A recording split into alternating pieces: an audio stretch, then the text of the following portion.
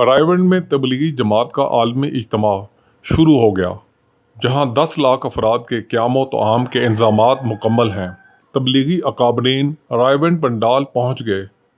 بنگلہ دیش سے علماء اور مبلغین کا وفد بھی رائیونڈ پہنچ گیا۔ اجتماع کے ایام کے دوران تبلیغی مرکز کو بند کر دیا گیا ہے۔ تمام کارکنان کو پنڈال میں پہنچنے کی ہدایت کی گئی ہے۔ رائیونڈ میں تبلیغی جماعت کا عالمی اجتماع چند سالوں سے 2 مرحلوں میں منعقد ہو رہا ہے۔ پہلا مرحلہ آج بعد از نماز عصر امیر جماعت مولانا نذر الرحمان کی ابتدائی بیان سے شروع ہوا۔ نماز مغرب کے بعد بیانات کا سلسلہ جاری رہا۔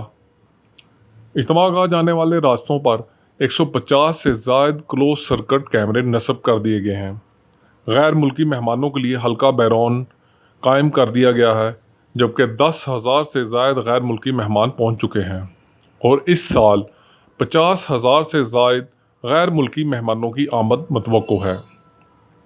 ریلوے حکام کی جانب سے اعلان کیا گیا ہے کہ اجتماع کے دوران تمام ٹرینیں رائیونڈ کا اسٹاپ کریں گی۔ اس کے علاوہ خصوصی ٹرینیں بھی چلائی گئی ہیں۔ اجتماع کے آخری روز رائیونڈ سے لاہور شٹل ٹرین چلائی جائے گی۔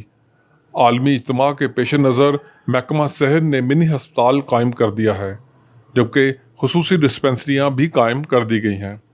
گزشتہ روز بھارت سے تبلیغی اکابرین کے بعد بدھ کے روز بنگلہ دیش سے مبلغین کا 14 رکنی وفد قاری زبیر کی قیادت میں رائیونڈ پہنچا۔